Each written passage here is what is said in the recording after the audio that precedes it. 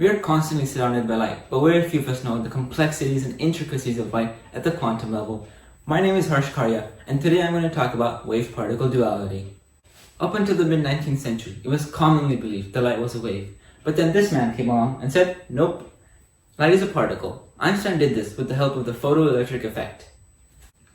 The photoelectric effect is the emission of electrons when some form of electromagnetic radiation, like light, hits a metal.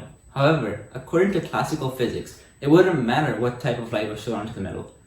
The higher the intensity of the light, the more likely it was that the electrons will gain enough energy to be liberated from the metal.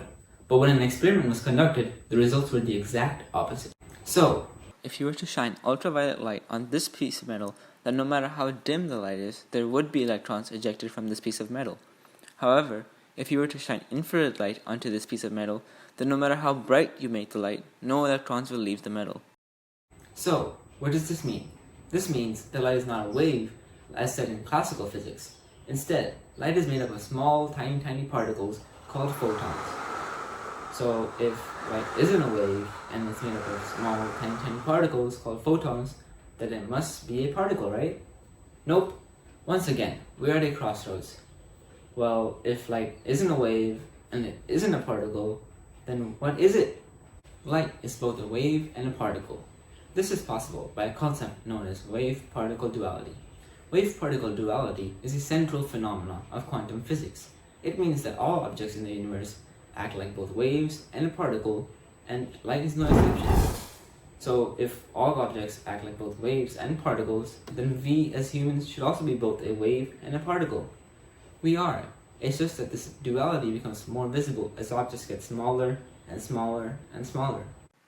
As a human being, we take up quite a bit of space, so our wavy aspects are not noticeable.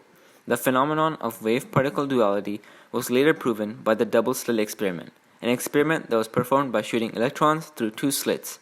According to classical physics, electrons are particles, and so in theory, they should have formed two straight lines, but in fact, they were spread out like waves.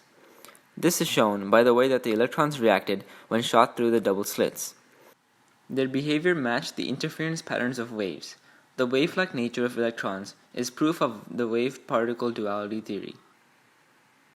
To sum it all up, wave-particle duality tells us that objects behave like both waves and particles at the same time. However, this phenomenon is only visible at the quantum level. Thank you for watching, and see you next time.